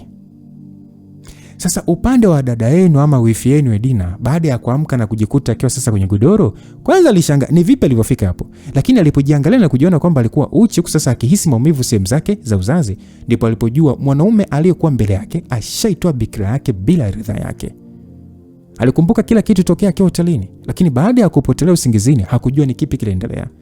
Kwa hiyo baada ya kurudi nyumbani na kujichua na maji ya moto kupunguza maumivu, hapo ndipo alipompa kazi Susan kufuatilia kilichotokea. Lakini kwa bahati mbaya Abu alikuwa na akili sana, kwani alifuta hatua zote. Kwani kwanza hoteli ile ilikuwa ni ya kwao, hivyo mpango wake ulihusisha kuzimwa kwa kamera. Hivyo Susan alipofika kwenye hoteli kwa ajili ya kuomba picha ya matukio ya jana yake, aliambiwa kamera hazikuwa zikifanya kazi. Baada ya Susan kupewa jibu hilo, na yeye akalipeleka kwa Edina. Alimwambia kuwa afanye uchunguzi wa taarifa za mwanaume aliyelala naye, na katika kutafuta taarifa hizo ndipo alipopata taarifa kamili ya kilichotokea, kwani Susan alirudisha taarifa inayoonesha kwamba Roma alikuwa ni mbeba mizigo ndani ya soko la rangi tatu. Susan pia aliweza kupata eneo na muda wa eneo alilokuepo Roma kuanzia anarudi kazini na kwenda Club B, na hapo ndipo Edina alipojua Roma hakufanya kitendo kile makusudi, bali alimdhania yeye kama kahaba. Na hii yote ni baada ya kukumbuka wakati akiondoka ndani ya chumba cha Roma, mwanaume yule alitaka kumpatia pesa yake. Edina alisema kwamba kulala na kuamka tu tayari nimekuwa kahaba. Aliwaza Edina tena kwa uchungu mkubwa sana moyoni mwake. Lakini kwa upande mwingine alishukuru kwa sababu aliamini huenda mambo ambayo yangemkuta yangekuwa ni makubwa zaidi kuliko yaliyomtokea kulala na Roma. Basi sauti ya Bi Wema ilisikika ikisema kwamba mimi sijitahidi utafute mwanaume. Huwezi ukaishi hivi milele, itakuumiza na kukuathiri katika maisha yako. Unahitaji mtu wa kukufariji katika nyakati ngumu. Mimi siwezi kufanya hivyo kila siku, nishaanza kuzeeka na sijui hata kesho nitakuwepo kwa ajili yako. Bi Wema hivyo ndivyo alivyomwambia Edina baada ya kumuona akiwa na mawazo mengi baada ya kurudi nyumbani usiku mzima. Maneno ya Bi Wema kwake alikuwa na maana kubwa sana, lakini hakuwa tayari kuwa na mwanaume. Hakuwa akiwaamini kabisa. Edina kwake wanaume wote walikuwa ni mbwa. Siku ya kwanza ilipita, ikaja ya pili yake. Wakati wa usiku akiwa sasa anajisomea, ndipo alipoweza kupata wazo la kufunga ndoa na mwanaume yoyote kwa mkataba. Ili mradi tu kujiweka mbali na baba yake anayemsumbua kuolewa na Abu, mwanaume ambaye hakuwa tayari kuolewa naye. Sasa Edina akawaza ya kwamba lakini mwanaume huyu ni nani? Aliwaza, kwani hakuona mwanaume sahihi kwa yeye kufunga naye ndoa kimkataba. Edina akasema kwamba hapa nataka mwanaume ambaye atanisikiliza kwa kila kitu, ambaye atakuwa tayari kufanya kile nitakachokuwa namwambia, mwanaume ambaye nitaweza kumwendesha mimi nitakavyo. Aliwaza hivyo Edina, lakini bado hakuona mwanaume anayefiti ndani ya sifa hizo. Kila mwanaume aliyekuwa akimjua alikuwa ni mbabe na mwenye utawala na tamaa ya pesa. Hivyo wote anaowajua walikosa sifa. Yeye alitaka mwanaume bwege tu, lakini wanaume wote aliokuwa akiwajua kazini kwake wote hawakuwa na sifa za ubwege. Sasa akawaza ya kwamba napata wapi mwanaume ambaye ni bwege tu wa kufunga naye ndoa ya mkataba? Aliwaza na kuwaza, na alielewa kabisa kwamba hata kama mwanaume hana pesa, siku zote huwa anahitaji heshima. Sasa yeye heshima itapatikana vipi ikiwa anataka kumcontrol yeye? Kwa aliwaza huyu bwege atamtolea wapi? Baada ya mawazo sana, sasa ile anajaribu kunyanyua mguu kupanda kitandani, maana alikuwa ameshachoka sasa. Akaona hilo swala ngoja alipe muda tu. Kwa hiyo ananyanyua mguu kupanda kitandani, mara alijisi maumivu kwenye kitumbua chake, na hapo jina la Roma lilibuka katika kichwa chake. Edina akasema kwamba okay, huyu ndo atanifaa, japo simjui, ila naamini atakuwa ni wale wanaume mabwege tu, na hata kama sio bwege, pesa zangu yani zitamfanya kuwa bwege tu, na nitamwendesha ninavyotaka. Huyu anafit kabisa. Kwanza hana pesa, ni maskini tu, na hii ndio sifa kubwa. Lakini nitamshawishi vipi? Ila atakubali tu. Kama nitamwambia nitamlipa, lakini akikataje? Haiwezi kukataa bwana. Hapa nani anaweza kunikataa mrembo kama mimi? Kama eti nitamwambia nampenda. Wanaume wote ni wadhaifu juu ya wanawake warembo. Edina alijiongelesha hivyo kwenye akili yake, na akili yake ikawa inauliza na kujijibu. Jibu alilopata ni kumfanya Roma awe mume bwege. Basi bwana, baada ya hayo machache msikilizaji ambayo umeyasikia ya kipindi cha nyuma, Roma alishangaa kujua mke wake ndio CEO na mmiliki wa makampuni ya Vexto. Unajua Roma licha kujua Edina ana pesa, lakini hakuwahi kuwaza mke wake anaweza kuwa na pesa nyingi kiasi cha kumiliki mkampuni huu mkubwa ambao ulikuwa ukichangia 2% za uchumi wa taifa. Makampuni ambayo yalikuwa na wafanyakazi zaidi ya 50,000. Yaani kwa maneno marahisi ni kwamba maisha ya familia zaidi ya 50,000 zilikuwa zikimtegemea mke wake mrembo, si mwingine Edina Adebayo. Hey baby, yani mimi nahangaika vyote hivyo na makaratasi na masuala ya usaili, kumbe ndio bosi. Roma, chunga kauli yako. Hapa ni kazini, sio nyumbani. Mambo ya kuitana baby siyataki. Mimi ni bosi wako. Oh, my beautiful Edina. Usiniambie kuwa tukiwa kazini mimi sio mume wako. Edina hakujibu zaidi tu kumwangalia Roma na kumtafakari ni mtu aina gani huyu jamaa. Yaani yale mawazo aliokuwa akiwazia juu ya Roma. Eti kwamba Roma awe bwege. Li bwege ndio hili linajiamini hivi we. Yaani alikuwa ni zaidi ya tofauti. Edina akawaza ya kwamba huyu baada ya miezi 6 mkataba wetu kuisha, aisee hapana, nampa chake. Siwezi kuishi na mwanaume asiye na aibu kama huyu. Aliwaza hivyo Edina. Basi Roma hakumjali Edina. Alikuwa ashamjua ni mtu wa namna gani. Hivyo hakutaka kufanya kama alivyokuwa akitegemea yeye kufanya. Alipanga kufanya mambo kinyume chake, na hivyo kumtania utani unaomkasirisha. Alikuwa akifanya makosa kabisa. Lakini ni ukweli kabisa, Roma hakuwa ni mtu mwenye aibu. Roma, aibu? No, hapana kabisa. Anyway, niambie my wife, umenitia nini? Au unataka unipe cheo kikubwa? Cheo kikubwa. Msikilizaji la Roma. Edina wana alikunja ngumi, maana alikuwa akichukia kweli kweli neno wife. Yaani usomi wako hauendani nawe kabisa. Hivyo uliwezaje kumaliza ndani ya chuo kikubwa duniani na tabia kama ulioko nayo?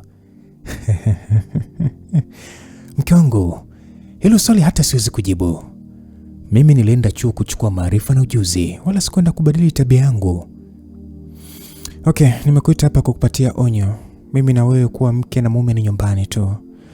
Mtu yoyote asijue, sawa? Alafu jambo la pili, nakupongeza kwa kuwa mfanyakazi wetu. Kampuni yetu inajali wafanyakazi. Hivyo kama kuna jambo lolote, usisite kuwasiliana na uongozi. Oh, Mayedina. Mimi siwezi kukubali onyo lako bila malipo. Nimeshamaliza kuongea, unaweza kwenda. Roma alitabasamu kifedhuli na kujiambia kwamba huyu manzi naona hanijui. Sasa Roma alichofanya, alisogelea ofisi ya secretary na kumuita ndani ya ofisi.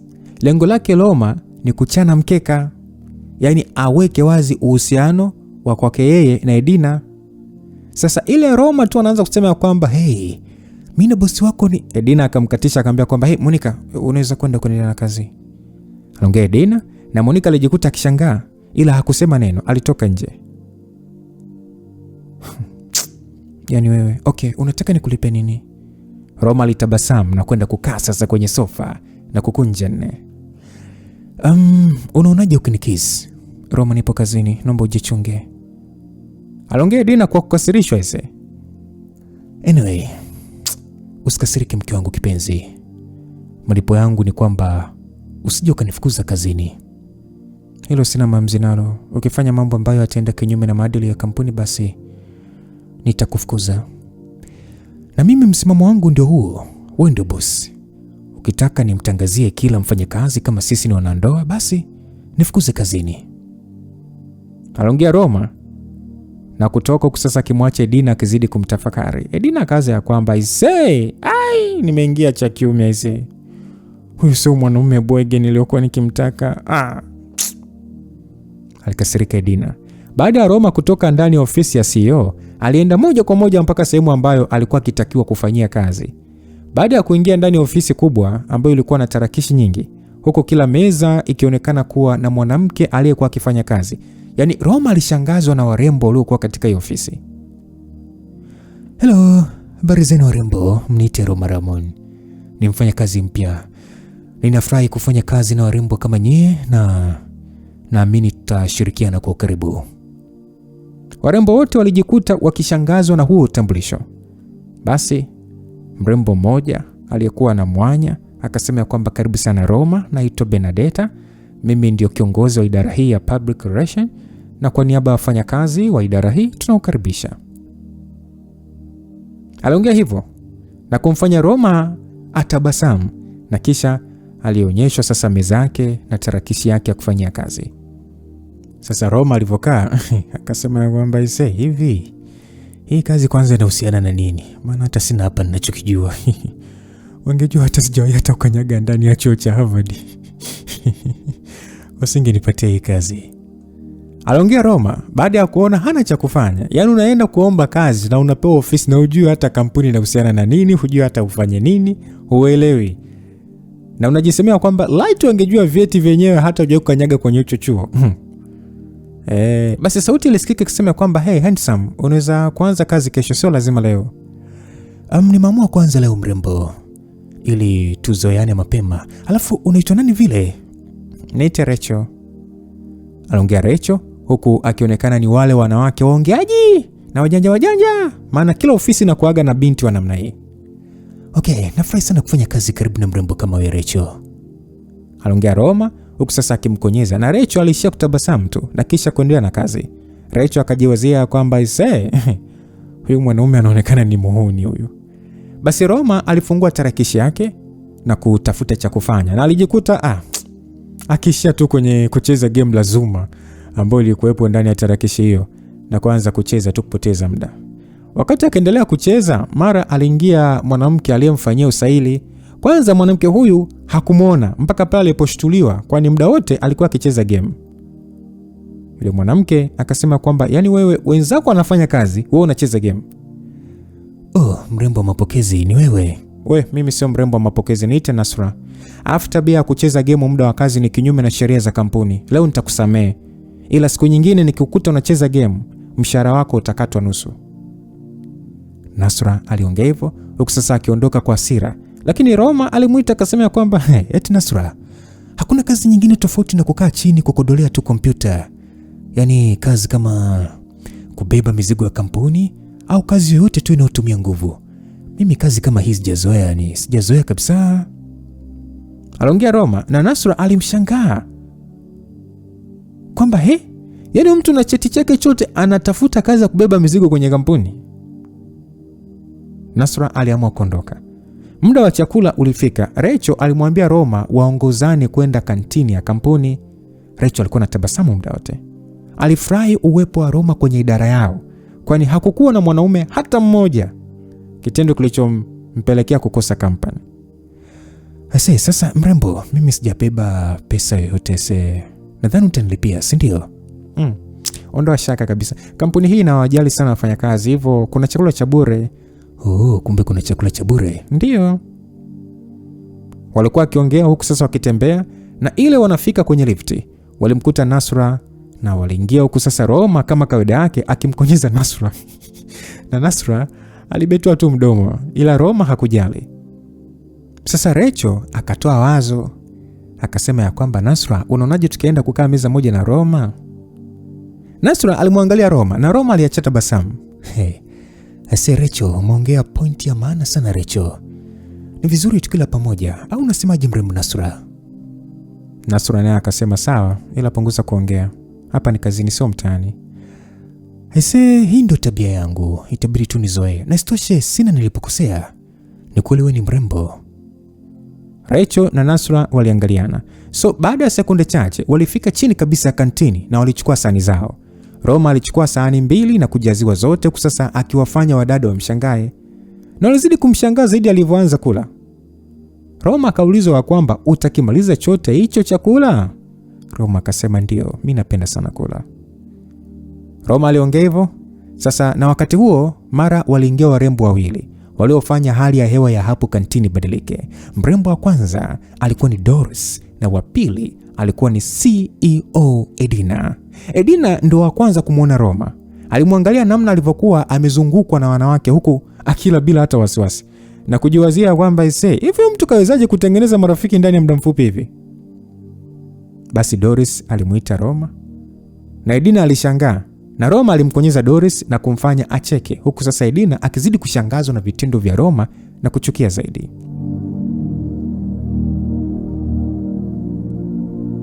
Sasa ndugu zangu, upande wa Abu hakuwa tayari kumwacha Edina kizembe.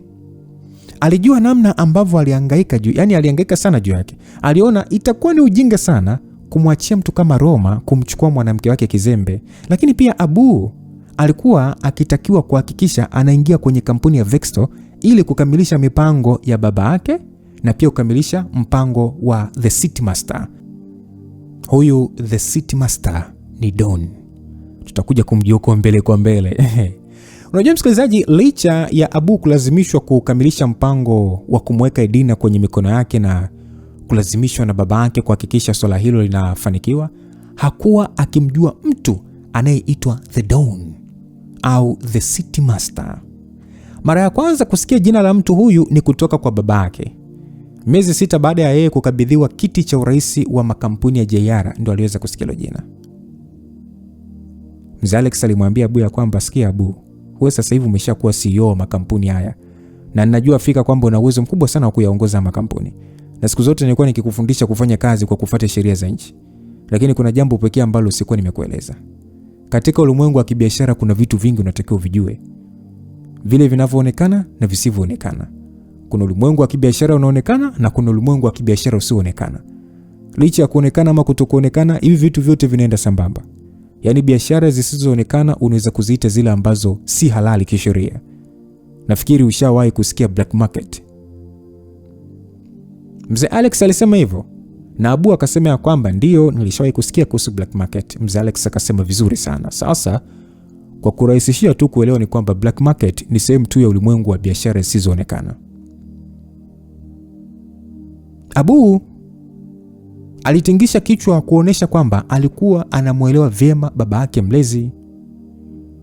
Mr. Alex aliendelea kuongea akasema ya kwamba hii kampuni usione imekuwa kubwa hivi kwa miongo kadhaa tokea kuanzishwa kwake. Yote haya niliweza kuyafanikisha kwa kuhakikisha kwamba ninajiweka katika uwiano kati ya ulimwengu wa biashara unaoonekana na ule usioonekana. Na kwa kuwa wewe ni mrithi niliyekuchagua, basi hili unatakiwa ulielewe, na ndicho kitu ninachokufundisha. Watu pekee wenye nguvu ndani ya ulimwengu huu, yaani ulimwengu huu usioonekana hapa nchini, ni the Don au the Master. Wewe unaweza kumuita wewe mwenyewe kwa namna inavyokupendeza. Baada ya Mr. Alex kusema hivyo, Abu alishangaa akasema kwamba the Don? Mr. Alex akasema ndio. Huyu ni mtu pekee ambaye hata mimi mwenyewe sijawahi kujua jina lake halisi. Ila ninachojua tu huyu mtu katika ulimwengu unaoonekana ni mmoja wa wanasiasa wakubwa sana ndani ya taifa hili. Lakini katika ulimwengu usioonekana ni mfanyabiashara mkubwa. Abu akauliza kwamba kwa nini unaniambia haya yote mzee? Mzee Alex akasema nakwambia haya kama nilivyokwisha kukwambia awali kwamba ukitaka kuendesha biashara kubwa kama hii na ifanikiwe, unatakiwa kuwa na uwiano wa mambo yote mawili. Yaani nikimaanisha unatakiwa kujiweka kwenye usawa katika ulimwengu wa kibiashara unaoonekana na ule usioonekana. Bila hivyo utaishia kuwa mfanyabiashara mdogo na wakati. Hivyo basi hakikisha swala lako na Edina linafanikiwa kwa 100%. Kwani ni swala ambalo pia limepewa baraka zote kutoka ulimwengu wa kibiashara usioonekana. Msikilizaji, Abu alishangazwa na maneno hayo ya baba yake. Aliona swala la yeye kumpata Edina ni swala ambalo ni zaidi ya biashara ya baba yake. Yaani zaidi ya biashara za baba yake huyo. Kitendo cha kusema eti mpaka the Don anataka swala hilo lifanikiwe na macho yote yapo kwake kufanikisha swala hilo. Lilimshangaza sana. Hayo ndio sasa alikuwa ni mazungumzo ya mzee Alex na Abu miaka kadhaa nyuma, msikilizaji. Yeye Abu hakuwa akimjua the Don. Na alichokuwa akijua kuwa mtu huyo alikuwa ni mfanyabiashara mkubwa tu kwenye ulimwengu usioonekana, lakini pia ni mwanasiasa mkubwa nchini katika ulimwengu unaoonekana. Sasa swali linakuja, huyo mtu ni nani? Kwa nini target yao ni Edina na kampuni yake? Yaani kuna nguvu gani ipo ndani ya kampuni ya Edina? Msikilizaji, yaliyokuwa ndani ya kichwa cha Abu na kadri alivyokuwa akifikiria masuala hayo, ndivyo alivyozidi kutaka kujua zaidi aliyokuwa hayajui. Mzee Alex alimwambia kwamba Abu, hakikisha swala hili linafanikiwa kwa namna yote ile. Yaani kama utashindwa kumpata Edina, chukua kampuni yake. Mpango wako B unaonekana kuwa mzuri, lakini pia nataka ujiandae kwa mpango mwingine kama huo hautafanikiwa. Abu akasema sawa baba. Kwa hiyo Abu bwana alikumbuka maneno ya mwisho siku chache zilizopita baada ya kumuelezea mpango B. The instinct of person waiting to know what he or she doesn't know. It's what makes a human. Yaani ile hali ya mtu kutaka kujua kile asichokijua ndio kinamfanya mtu kuwa binadamu. Na kwa upande wa Abu alitaka kujua yani alitaka kujua hivyo kwenye moyo wake. Aliamini jambo pekee ambalo litamwezesha kujua asichokijua ni kuhakikisha Edina anakuwa chini yake. Alimchukulia Edina kama poto tu ya kuingia ulimwengu usioonekana. Abu alionekana akiwa ndani ya ofisi yake kubwa iliyokuwa ikiwakilisha ukubwa wa makampuni ya JR kutokana na muonekano wake wa kifahari. Wakati akiwa anaendelea na majukumu ya kazi, aliingia Marasta ndani ya ofisi hii na kumfanya Abu amwangalie. Marasta akasema kwamba bosi, tayari nishatafuta vijana watakaomaliza mpango B usiku wa leo. Abu akasema vizuri sana, sitaki uzembe kwenye huo mpango nataka ufanikiwe kwa 100%. Hivyo hakikisha wewe na wenzako mnakuwa makini. Marasta akaitikia sawa boss. Basi baada ya kuitikia hivyo kisha alitoka, huku sasa Abu akiinuka na kulisogelea dirisha. Baada ya kuangalia kwa dakika kadhaa nje ya jiji hili la Dar, alitoa simu yake na kupiga namba. Abu akasema kwamba kila kitu kipo tayari, jiandae kwa ajili ya ukamilishaji wa plan B. Na kisha akakata simu.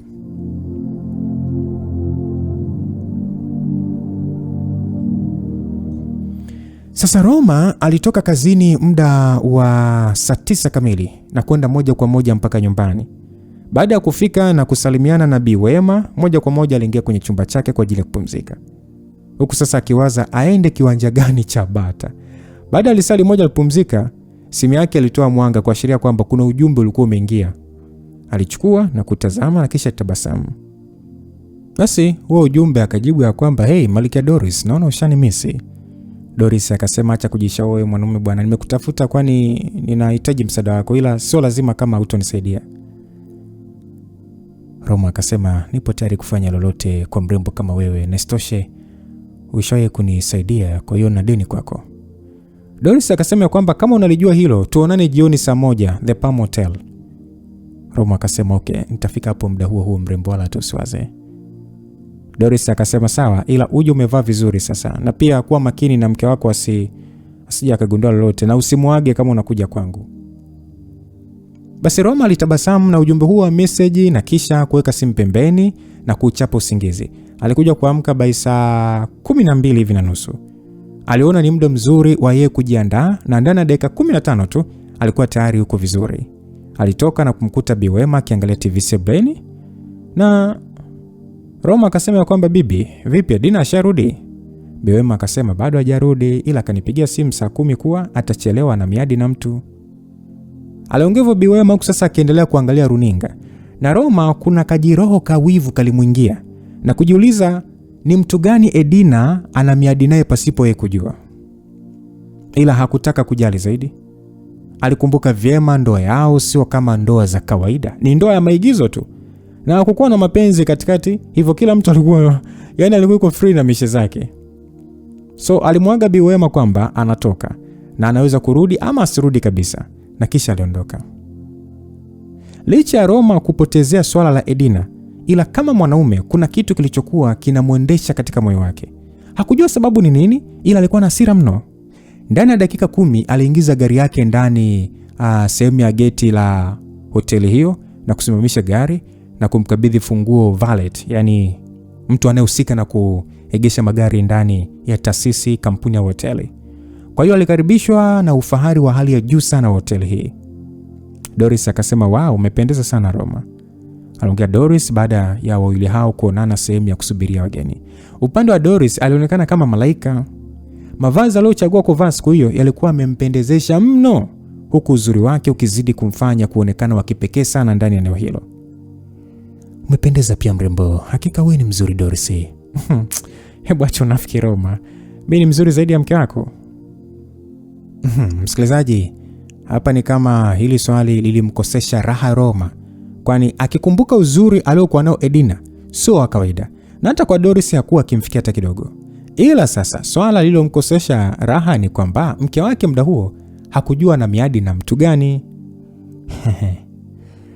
Hasa nisikufiche, mke wangu ni mzuri bwana, ndio maana nimemuoa, aliongea Roma na kumfanya Doris ajifanyishe kununa, lakini Roma alitabasamu.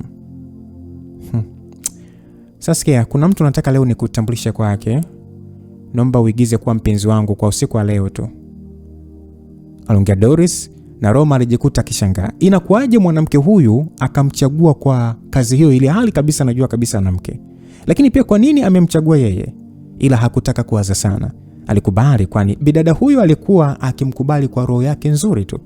Kitendo cha siku ile kumsaidia nauli bila ya kujuana kilikuwa na maana kabisa ndani ya ulimwengu wenye watu wenye roho mchanganyiko. Usijali mrembo, mimi kama ningeamua kuwa mwigizaji ningekuwa maarufu sana, maana nina kipaji cha kuigiza, aliongea Roma na kumfanya Doris atabasamu.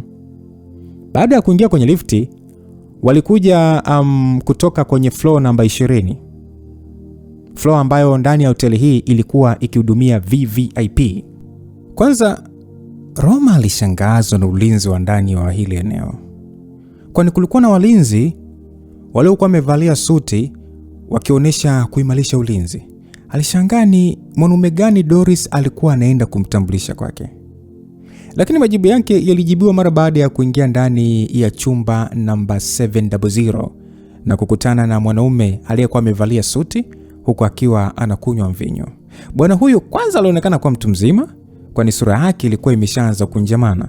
Alikuwa ni mrefu wa wastani, mweupe tu, mwenye kipara kwa makadirio ya umri ulioonekana kuwa na umri kati ya 45 hivi kuendelea. Basi bwana Doris akasema ya kwamba Mr. Huyu ndio mwanaume ninayempenda na ninapanga kuolewa naye. Kwa hiyo Mr. Kijembe, naomba tu nielewe ninapokuambia swala la mimi na wewe kuwa wapenzi haliwezekani, aliongea Doris mara baada ya kukaribishana na kukaa. Huku sasa huyo Mr. ama mzee Kijembe muda wote macho yalikuwa ni kwa Roma. Sasa Roma akawaza ya kwamba huyu Doris ananitafuta matatizo ama, Mtu mwenyewe anaonekana kuwa na mipesa mingi na ulinzi kibao. Sisi nitakufa hapa akipanga kuniua. Alijiwaziva Roma, lakini hakuonesha hofu yoyote, jambo ambalo lilimvutia sana Doris. Doris, unataka kuniambia kwamba huyu ndio babu uliniambia nakutaka na hataki kukuelewa? Mzee yule alitaka kutapika waini iliyokuwa mdomoni mwake mara baada ya kusikia anaitwa babu. Babu tena? Babu anataka kunyimwa nini jamani? Kwani amezeeka saa ngapi? Na Doris alishangazwa na ujasiri aliokuwa nao Roma, kwamba huyu ndio babu uliyeniambia kwamba anakutaka, yani anakulazimisha, anakuforce umkubalie. Kwa sababu licha ya kutaka kumtumia katika mpango wake, lakini alikuwa akihofia Roma atamwangusha. Lakini imekuwa kinyume na mategemeo yake, kwa sababu Roma alifanya kazi zaidi ya alivyokuwa akitaka kazi ifanyike, yani too perfect. Mzee, usinifikirie vibaya, ila kwa umri wako na wa kwetu sisi tunatakiwa tukuite babu. Sasa ni aibu kwa mtu mzima kama wewe kusumbua vijana wakati muda wako kwa hayo mambo ushaisha. Mimi nakushauri tu, achana tu na vijana. Na kuanzia sasa endelea kujikita zaidi kwenye kumwomba Mungu. Maana ninavyokuona siku zako sio nyingi hapa duniani. Angalau tubu dhambi ili uingie peponi. Mzee akasema kwamba kijana, chunga maneno yako, mimi sio babu. Kuwa na heshima mpumbavu wewe. Alafu Doris, huyu kichaa umemtolea wapi bwana? Sio kuwa na heshima hata kwa kubwa. Mr. Kijembe, nimempenda huyu na kichaa wake. Hivyo nilonleta hapa lishaisha na nadhani kuanzia leo utakuwa mbali na mimi. Aliongea Doris na kuamka ili waondoke, lakini kabla hajapiga hatua mbili, Roma alimvuta Doris na kutua katika kifua chake, na katika hali ya kutokutegemea alimpiga kiss, kitendo kilichomwacha Doris katika mshangao, maana ilikuwa ni ghafla sana. Baby, una vijilipsi vizuri sana, yani nashindwa kuvizoea kila siku, yani nitavingata mimi. Aliongea Roma kwa kumtania na kumfanya Doris aone aibu za kike. Babu, kwa heri, nadhani utazingatia maneno yangu. Roma aliongea hivyo na kisha akatoka. Sasa Doris akasema kwamba Roma, umevuka mpaka mimi nimekuambia uigize tu kwa boyfriend wangu, sio kunikisi. Umenikera. Muone. Kwani maana ya maigizo nini Doris? Alafu mbona umekuwa mwekundu hivyo? Usiniambie kwamba nimezipandisha hisia zako. Aliongea huko akimsogelea Doris wakati wakiwa kwenye lifti, na Doris alizidi kujibana kwenye ukuta wa lifti. Baby, unaonaje ikawa kweli? Baada ya kumfikia kuinamisha uso wake mbele ya Doris aliyekuwa ameangalia chini kama mwanamke asiyewahi kukisiwa, mlango ulifunguka haraka kiasi cha kumkera Roma, ila hakujali zaidi. Waliongozana mpaka nje. Doris, unaonaje tukienda sehemu kwa ajili ya chakula kabisa? Mimi nishatoa maagizo kwamba nitachelewa, hivyo siwezi kurudi kabla sijala. Sawa, hata mimi pia nimetoa maagizo hayo. Msikilizaji, haikueleweka nini kilitokea baina ya wawili hawa hapo katikati, ila ndani ya saa 3 za usiku walionekana kuwa ndani ya chumba cha hoteli moja hivi iliyokuwa ikipatikana ndani ya maeneo ya Ubungo. Hawakuwa tena wale wanaoigiza, ila wakati huu Doris alikuwa akitoa sound za kimahaba, huku Roma mwenyewe akiwa ni mwenye kushusha tu viuno kama vile hana akili nzuri. So baada ya lisali moja la Roma kumpindua mwanadada Doris, huku mrembo huyu akifunga magori yasiyokuwa na idadi, kitu ambacho hakuwahi kufikia, Roma alihema kama mbwa aliyekuwa akifukuzwa. Wewe na CEO mna ukaribu gani? Maana nimeona leo mkiongea kama marafiki. Wewe usiniambie kwamba na CEO na yeye unamtaka. Mbona nafikiria sana? Mimi nimeuliza tu mrembo. Tumefahamiana muda tu tokea kipindi kwa kweli imenikamata. Tokea kipindi ajawa CEO, tuna rafiki wa zaidi ya miaka 3 sasa. Nilijua mnafahamiana kikazi tu, kumbe mpo deep kiasi hicho. Sio sana. Ila naweza kusema mimi ni rafiki pekee wa Edina nje ya familia yake kwa hapa Tanzania. Unamaanisha nini? Unataka uniambie kwamba CEO mrembo kama yule hana marafiki? Vipi kuhusu mume wake? Kuhusu marafiki, kwa kweli Edina hana. Sifa yake yule ni mkimya sana na ni ngumu sana kutengeneza marafiki. Kuhusu mume, kusema ukweli, Edina amekuwa ni mgumu sana kunielezea mahusiano yake. Japo aliniambia hivi juzi kwamba ameshapata mume na anaishi naye, na wala hajawahi hata kuniweka wazi kuhusu huyo mwanaume ni mfahamu. Msikilizaji, aliongea hivyo, lakini wakati wanaendelea na story, huku sasa wakiwa wapo empty kabisa, hawana nguo yote, simu ya Roma ilianza kuita. Tena iliita mfululizo, na alishangaa maana hakuwa na watu waliokuwa wakimpigia mara kwa mara. Baada ya kuangalia, alikuta ni Biwema. Alishangaa na akaona huenda kuna tatizo. Biwema akauliza kwamba Roma, uko wapi jamani? Edina katekwa. Nini? Bibi, hebu niambie nini kimetokea? Kuna watu wamenipigia, wanasema Edina wamemteka na wanakutafuta wewe. Sasa nimewapa namba yako. Jamani, mimi hata sielewi nafanya nini. Edina, Mungu wangu. Biwema, tuliza pressure. Kila kitu kitakuwa sawa. Mradi umesema wananitaka mimi, basi jua ya kwamba Edina hatopata shida yote. Na hili swala usimwambie mtu yote, nitaishughulikia mimi mwenyewe. Aliongea Roma na kukata simu, lakini ila nakata tu namba nyingine iliyokuwa kwenye mfumo wa private. Yaani ilikuwa kwenye mfumo wa private number. Ilianza kupiga na Roma alipokea. Roma alisikia sauti akiambiwa kwamba Mr. Roma, tupo na mke wako na unachotakiwa kufanya ni kuja sehemu tutakayokuambia bila kutaarifu polisi au mtu yoyote ule. Ukifanya ujinga wote, jua utaletewa Edina akiwa hayati. Okay, naambieni mko sehemu gani na nitafika mimi mwenyewe. Roma aliambiwa eneo husika na kisha alimwangalia Doris aliyekuwa akimwangalia kwa mshangao. Roma, kuna nini? Mke wangu katekwa na natakiwa kwenda kumwokoa, kwani watekaji wananitaka mimi. Nini? Roma, jamani usiende mpenzi, watakuua eti. Doris, tutaonana. Lazima nimwokoe mke wangu kwa namna yote ile, hata kama kifo kitanihusu. Aliongea Roma na kuvaa nguo zake na kutoka, akimwacha Doris katika hali ya wasiwasi. Sasa wanachoenda kukutana nacho watekaji, tukutane sehemu ya 3 kwa sababu wameshika pabaya sana. Cheza na kila mtu ila usicheze na Roma Ramon. Niseme tu mdoto ulikuwa nami Lucas Lumbasi. God be with you till we meet again. Bye bye.